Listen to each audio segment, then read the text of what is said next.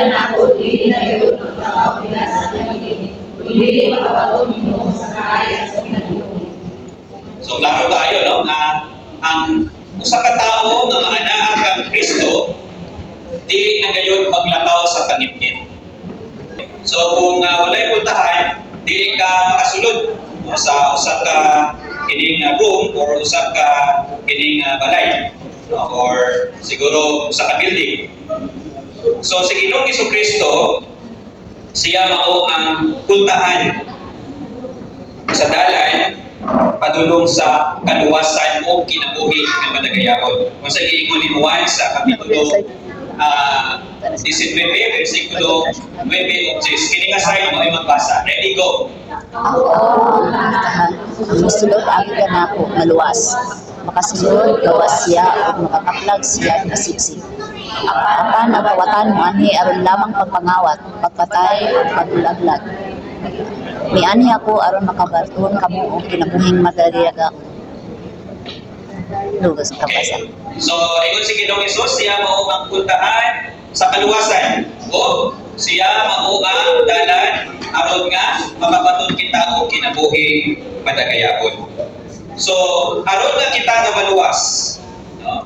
Aron mahatagan kita og dalan padulong sa langit, si Ginoong Jesucristo ang atuang gikinahanglan. Kung gusto nato og kinabuhi nga madagayahon diri sa kalibutan, si Ginoong Hesus usab ang atuang pultahan. No? Kung may tawo madagayahon sa may pasabot ni ana, wala na sa nagpasabot nga mudaghan ang imong kwarta. No? Wala na sa nagpasabot nga ana nga madatok ka.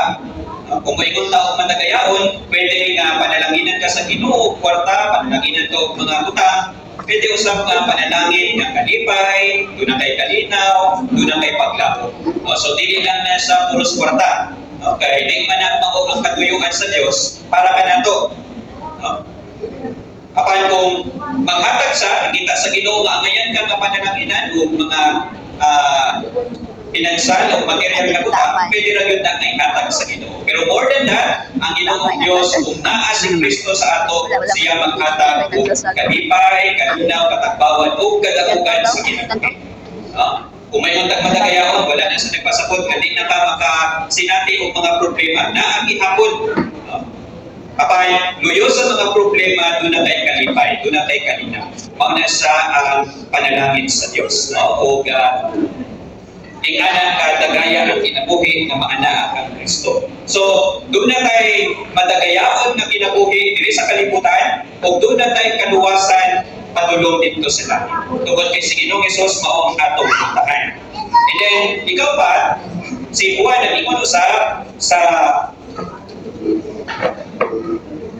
Kapitulo 10, versikulo 11 na si Ginoong Hesus mao ang maayong magbalantay. Sa may buong pasabot ni ana. Sa ilang panahon kaniadto kay kadaghanan sa mga tao nagbantay og karnero. Wala naman na sa ato tayo karon, no? Pero ang mga magbalantay maingon nga maayo ka nga magbalantay kung kaya nimo nga protektahan, no, ang mga karnero against sa mga kining mga mananap nga pwede nga mapatay or mukahon aning mga karnero. So, si Ginoong Hesus matod pa kay Juan, mao ang maayong magbalantay sa mga karnero. So, buot pasabot ni ana, no, nga wala siya nagbantay yun og karnero. Kundi kita mao ang mga karnero. Ug si Ginoong Hesus mao nga ang magbalantay. Ug matod pa sa verse 11, siya ang maayong magbalantay nga andam sa pagpakamatay alang sa mga karnero. So kaya niya nga ihatag ang iyang kinabuhi alang o para kanato. Ingana ta kag ihigugma ni Ginoong Jesucristo nga andam siya nga ihatag ang iyang kinabuhi para kanato. No? Tungod kay siya nga ang magbalantay, di niya tugutan nga ang yawa, no, magapamuhan o magsamok-samok sa ato ang kinabuhi na ang yawa maoy maghari sa ato ang kinabuhi. Once maanaa ta kang Ginoong Jesucristo, bantayan kayo kita niya patok sa mga pagpamuhat sa yawa. Tungod kay sa ato ang maayong magbalantay. Ikalima, Si Ginoong Hesus, matod pa sa John chapter 11, verse 25, siya mao ang pagkabanhaw ang kinabuhi. Ato ang basahon ko no. John 11, verse 25, ato ang dunganan. Go! O si Jesus ingon kaniya, ako mao ang pagkabanhaw o ang kinabuhi. Ang nagtuo kanako bisan tuod mamatay, mabuhi. So, sa may buot pasabot ni Ana. So, sa Ginoong Jesucristo, nag-istorya siya, no? Sa dihang, usa sa iyang mga pinalangga nga higala nga si Lazaro namatay. Apan ingon sa Ginoong Jesucristo sa mga tao o sa mga igsuon ni Lazaro nga siya mao ang pagkabanhaw ug ang kinabuhi. Nga ang magtuo kaniya bisan tuod mamatay, mabuhi.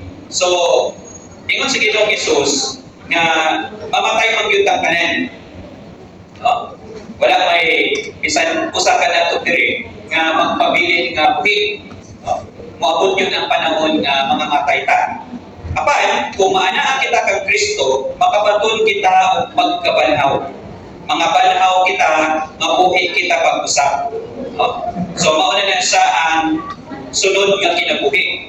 No? Dili na siya diri. No? So, ang tanan nga mga namatay, nga maanaa diha kang Kristo, makaangkon og bag-o nga kinabuhi dito sa langit.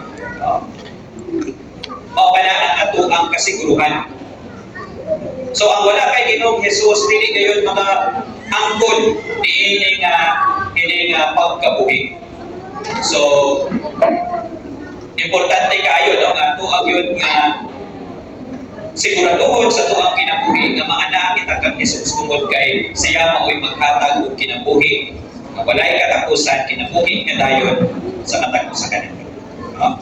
And then another way na i-interpret kini no, ingon ni Ginoong Hesus is doon na tayo pagkabanhaw. Meaning, kung maanaan na takang Ginoong Hesus, namatay na ang atong daan nga kinabuhi. Ang kinabuhi nga makasasala, ang kinabuhi nga maanaa sa yawa. So, namatay na tani anak nga klase nga kinabuhi o nakabaton kita ang bagong nga kinabuhi. Kinabuhi nga anak sa Dios, kinabuhi nga matarong, kinabuhi nga adunay kining kasiguruhan. Mao na sa kining usa sa mga pamaagi nga sakton kini nga giingon ni Ginoong Jesucristo. So doon na tayo bagong nga kinabuhi. Ikasunod, ang ikauno, si Ginoong Hesus nag-ingon usab nga siya mao ang dalan, kamatuoran ug ang kinabuhi. Ang tanan nga mga babae magbasa John 14 verse 6. Ready, go! Ako ang dalan, kamatuoran ug ang kinabuhi. Walay makaatog sa amahan, dili mo abi kanako. Klaro kaayo, no? Nga si Ginoong Hesus, siya lamang kayo mao ang dalan padulong sa Dios Amahan sa langit. Wala na ilahin pa. No? Dili kita malangit pinaagi sa ato ang pagkarelihiyoso. Dili kita malangit pinaagi sa ato ang mga maayong buhat. Dili kita malangit no pinaagi sa ato ang mga pagsakripisyo. Kundi pinaagi lamang sa grasya sa Dios kay Ginoong Jesucristo nakaangkon kita o dalan padulong sa Dios Amahan sa langit. Picture ta sa inyong mga anak no sa tanan ng mga beneficiary. So, pag-una siguro may picture dito sa gawas, sa taas sa second picture. Tayo tapos doon sa picture. Katong mga yun, bitaw, ang pabilin. No, na may mga pipilihan din kayo. Okay.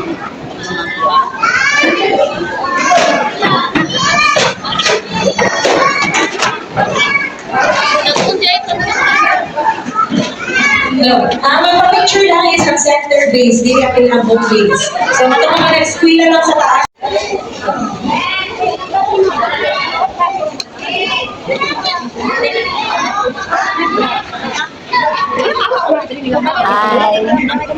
Hi Gopa, welcome sa Magwang. Saan? Atong last Saturday? Kapil mo yung bata. Sa gawas, nagulat. Ay, lahat mo sila. Uy. Picture niya kay center base mo ni. Oh, ang imong ulitaw. Ano dito? Hi. Hi, ko. Diyan sa gawas. Picture sa midong. Tumala. Tumala. Mo mong papa kay nang uyab gud sa akong iyaan. Mong nakaila ko kay ako man sa unay kuan. Oh. Sa dungdong. Sa dungdong. Kaila ka. Ay, inyo an. Ako magulot at tol na update. Uy, San Juan? Kuan sa Kinamandagan. Kinamandagan. Na magdugoy pag Dahil akong umangin lola ko. lumakot. Asa na ko Lumaktod. Taga asa man, taga Taga dira. punong.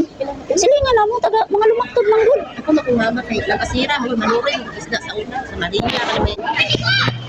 Mangumpra na siya. Dapat naman ko magulang. Oh, na yung hulatong.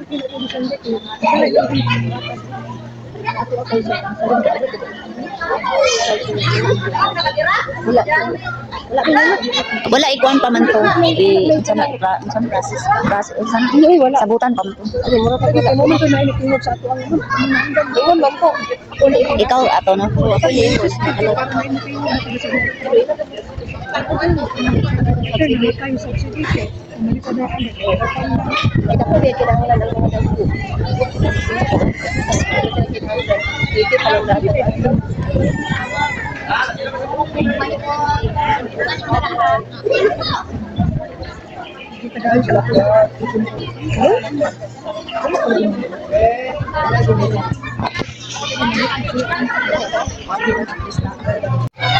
Imo laton si Gio. Hindi lang wala tong kay gitu. Kuanan ang kung kuan ba si anak ba ni ate?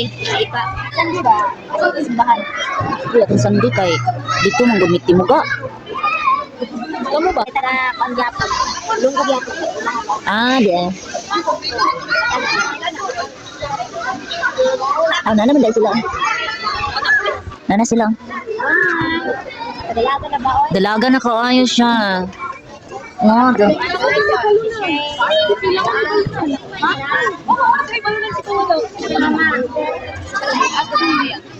Mga dalaga na ako mga junakis. Dalaga yung mga anak mo. Mm.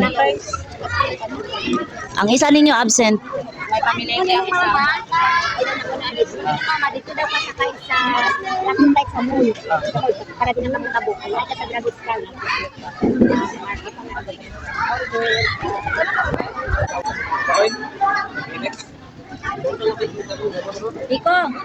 Niko, iniwan lagi ka. In love. In love na ni siya, oy.